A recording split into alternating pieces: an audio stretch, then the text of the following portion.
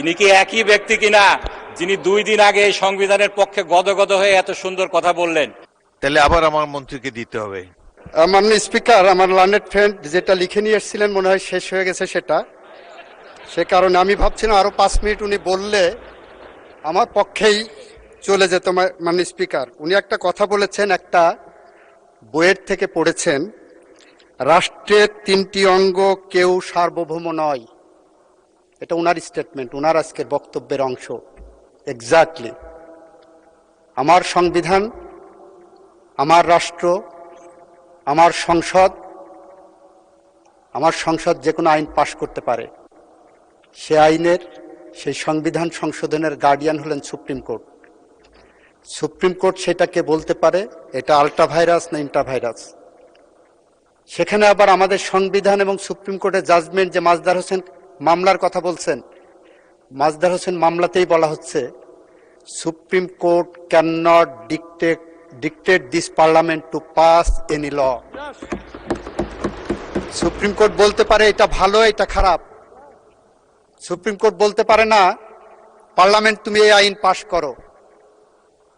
মাজদার হোসেন কা মামলার রেশিওতে সেটাই বলা হয়েছে। মাননীয় স্পিকার, উনি যে বইটা রিলাই করলেন সেই বইটা হলো মাহমুদুল ইসলাম সাহেবের কনস্টিটিউশনাল 3rd এডিশন, 946, 47, 948। এই 3টা পেজ আমার বন্ধুকে পড়ে, আমার মাননীয় সংসদ সদস্যকে পড়তে বলবো। সেখানে মাজদার হোসেন মামলার পোস্টমর্টেম আছে, সেখানে স্পষ্ট করে বলা আছে, অ্যানালজি দেওয়া আছে, রেফারেন্স দেওয়া আছে, আলোচনা করা আছে যে সুপ্রিম কোর্ট এই পার্লামেন্টকে ডিক্টেট করতে পারে না যে এই আইন পাশ করো বা করো না। এবং এক্স্যাক্টলি আমি ওনার সাথে কণ্ঠে কণ্ঠ মিলিয়ে, সুরে সুর মিলিয়ে বলতে চাই, রাষ্ট্রের 3টি অঙ্গ, কেউ সার্বভৌম নয়, প্রত্যেকের একটা লিমিটেশন আছে। মানে স্পিকার, বিচার বিভাগের স্বাধীনতা আমরা চাই। ওনাদের পিতারা যেমন বিচার বিভাগের কাছে অবিচারের শিকার হয়েছিলেন, সেই স্বাধীনতা যেমন অ্যাবিউজড হয়েছে। যারা সে বিচার করেছিলেন তারা সবচেয়ে স্বাধীন বিচারক ছিলেন।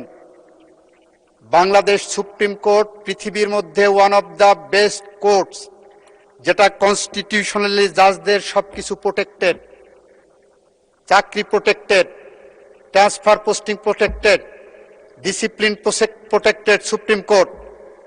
সেই সুপ্রিম কোর্ট শপথবদ্ধ রাজনীতিবিদের জন্ম দিয়েছিল।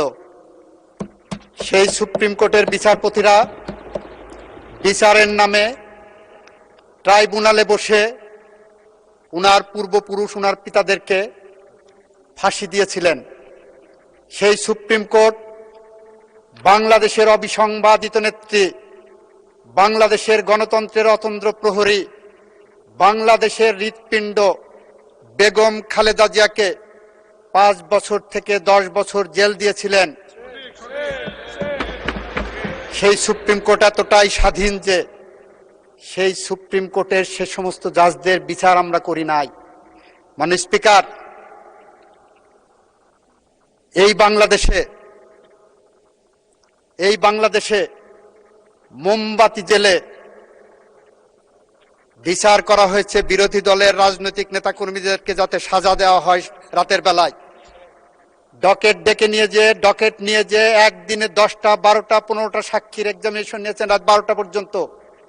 এই সুপ্রিম কোর্ট সমস্ত ক্ষমতা থাকা সত্ত্বেও সে সমস্ত বিচারকদের একজনকেও ডিসিপ্লিনারি প্রসিডিং এর আওতায় আনেনি। মাননীয় স্পিকার, সুপ্রিম কোর্ট এতটাই স্বাধীন যে সরকারের এখানে হাত দেওয়ার কোনো সুযোগ নাই।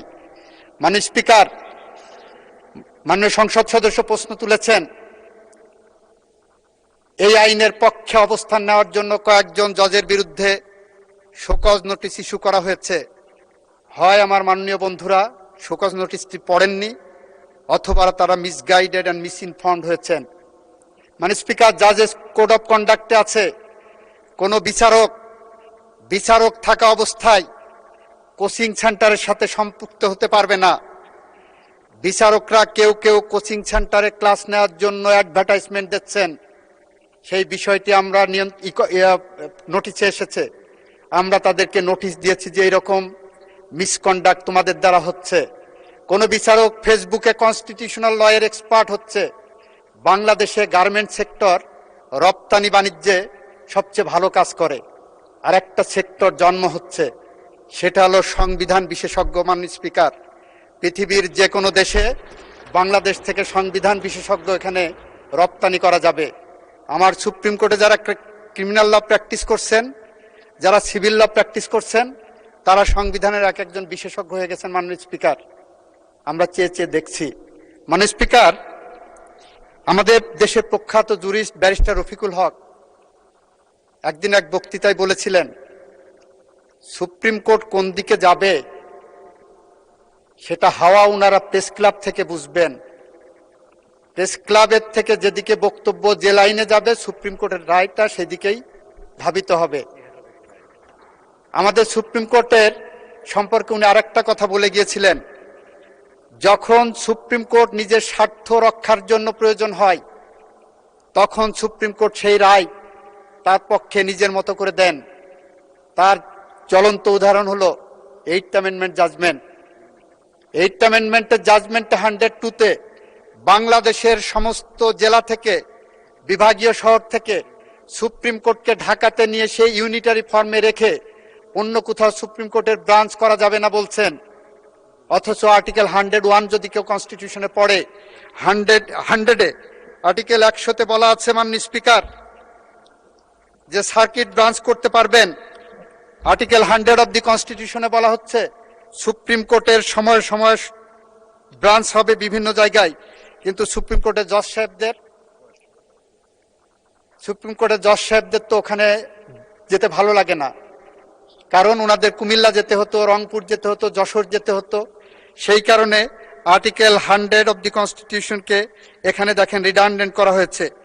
বলা হচ্ছে 100-এ রাজধানীতে সুপ্রিম কোর্টের স্থায়ী আসন থাকিবে, তবে রাষ্ট্রপতির অনুমোদন লইয়া প্রধান বিচারপতি সময়ে সময়ে অন্য যে স্থান বা স্থানসমূহ নির্ধারণ করিবেন, সেই স্থান বা স্থানসমূহে হাইকোর্টের বিভাগ অধিবেশন অনুষ্ঠিত হইতে পারিবে। এই আর্টিকেল 100-এর পথে প্রধান অন্তরায় হয়ে দাঁড়িয়েছেন এখন। এই 100-কে বাস্তবায়ন করার জন্য জুলাই চার্টারে একটি অনুচ্ছেদ দেওয়া হয়েছে।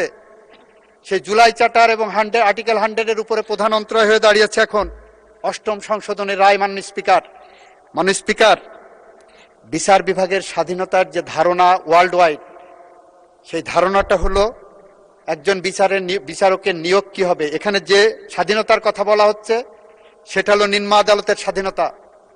উচ্চ আদালতে আগেই বলেছি কনস্টিটিউশনালি প্রোটেক্টেড।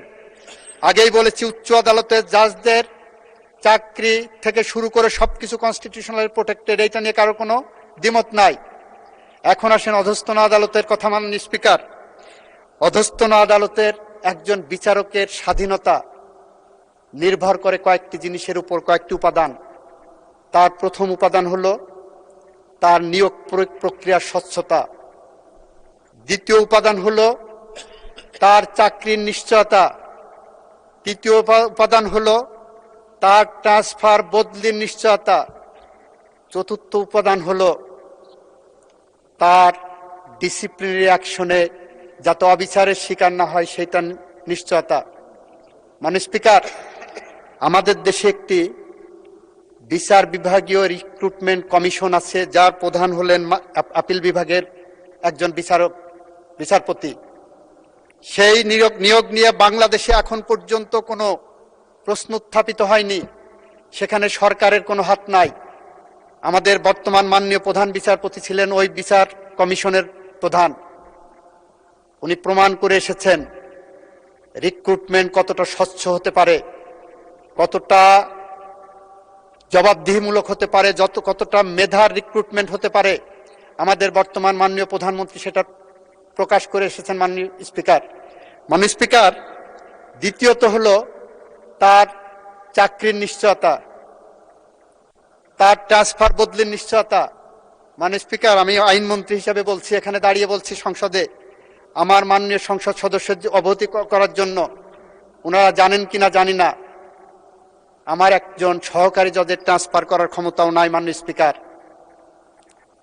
যে আইনে এতদিন ধরে আসছে সে আইনে একজন সহকারী জজের ট্রান্সফারের ক্ষমতা আমার নাই। আমি যেটা করতে পারি, আমার মন্ত্রণালয় যেটা করতে পারে, সেটা হলো একজনের ট্রান্সফারের জন্য প্রস্তাব পাঠাতে পারে ক্লারিক্যাল জব পোস্ট অফিস হিসাবে। সেই প্রস্তাব চূড়ান্তভাবে নিষ্পত্তি করবেন সুপ্রিম কোর্ট, প্রধান বিচারপতি নেতৃত্বে যে কমিটি আছে তারা। সুতরাং তার ট্রান্সফার বদলি, একজন বিচারকের ট্রান্সফার বদলি এইভাবে প্রোটেক্টেড আছে। মাননীয় স্পিকার, একজন বিচারক যদি মিসকন্ডাক্ট করে তার বিরুদ্ধে ব্যবস্থা নেওয়ার মতো সামর্থ্য আমাদের নাই, মন্ত্রণালয়ের নাই, সরকারের নাই। সেখানেও আমরা শুধুমাত্র তদন্ত করে একটা প্রস্তাব পাঠাতে পারি। Ultimate decision making authority supreme court. মাননীয় স্পিকার, ওই দিন বলেছিলাম সুপ্রিম কোর্টের এই ক্ষমতাটা রাষ্ট্রপতির হাতে ছিল চতুর্থ সংশোধনীর মাধ্যমে। পৃথিবীর ইতিহাসের অন্যতম ঘটনা যে সামরিক শাসন এসে বাংলাদেশের মানুষের অধিকার ফিরিয়ে দিয়েছিল। রাষ্ট্রপতির হাত থেকে এই চেকস অ্যান্ড ব্যালেন্সের জায়গাটা এনেছিলেন শহীদ রাষ্ট্রপতি জিয়াউর রহমান পঞ্চম সংশোধনের মাধ্যমে। এটা জুরিসপ্রুডেন্সের ইতিহাস। মাননীয় স্পিকার, মাননীয় স্পিকার, পৃথিবীর ইতিহাসে জুডিশিয়ারির আমরা অ্যানার্কিজম দেখেছি, জুডিশিয়ারির অটোক্রেসি দেখেছি। আমি যুদ্ধাপরাধ ট্রাইব্যুনালে শেখ হাসিনার মামলা আর্গুমেন্ট করতে গিয়ে বলেছিলাম, 1661 সালের একটি মামলা রেফারেন্স দিয়েছিলাম ব্রিটিশ আদালতের। সেই মামলায় ব্রিটিশ তৎকালীন প্রধানমন্ত্রী অলিভার ক্রমওয়েলকে ফাঁসি দেওয়া হয়েছিল। অলিভার ক্রমওয়েল 1958 সালে কিডনি রোগে আক্রান্ত হয়ে মারা গিয়েছিল। রাজার এতটাই ক্ষোভ ছিল, বিচার বিভাগের মধ্য দিয়ে একজন মৃত ব্যক্তিকে ফাঁসির আদেশ দিয়ে কবর থেকে তুলে এনে 61 সালে ফাঁসি দিয়েছিলেন, 3 বছর পরে, মারা যাওয়ার 3 বছর পর। তারপরে সেখানে ক্ষান্ত হয়নি। সেখান থেকে এসে অলিভার ক্রমওয়েলের কঙ্কাল থেকে তার শিরচ্ছেদ করা হয়েছিল। তাকে ব্রিটিশ পার্লামেন্টের সামনে 20 বছর ঝুলিয়ে রাখা হয়েছিল। তারপরে সেই পার্লামেন্ট তার দেহাবশেষ পাঠিয়ে দেওয়া হয়েছিল কবরে, কঙ্কালের অন্য অংশ। 20 বছর পরে যে সেই মাথাটা, সেই খুলিটা ক্যামব্রিজের সাসেক্স বিশ্ববিদ্যালয়ের গেটে কবরস্থ করা হয়েছিল। মাননীয় স্পিকার, সেটাও হয়েছিল 200 বছর পরে, সেটাকে করা হয়েছে 20 বছর পরে। মাননীয় স্পিকার, এই কথাটা এটার কারণে বলছি, প্রগতিশীলতাটা কি, আমরা সামনে এগিয়ে যাব। আমরা বিচার বিভাগের স্বাধীনতার জন্য বদ্ধপরিকর। আমরা জুলাই চার্টারে স্বাক্ষর করেছি। আমরা বলেছি সংবিধানের প্রতি অনুচ্ছেদ ধরে আমরা এগিয়ে যাব মাননীয় স্পিকার, এবং যাব বলেই আমাদের যে বিলটা এনেছি সেই বিলের প্রথমেই বলেছি, প্রথম লাইনেই বলেছি, যেহেতু সুপ্রিম কোর্ট সচিবালয় প্রতিষ্ঠার প্রয়োজনীয়তা বিষয়ে সংশ্লিষ্টদের সহিত অধিকতর পরামর্শ ও যাচাই বাছাই করা প্রয়োজন। আসেন না, মাননীয় বিরোধী দলের সদস্যদের বলছি, আপনাদের এক্সপার্টাইজ আমরা আহ্বান করব।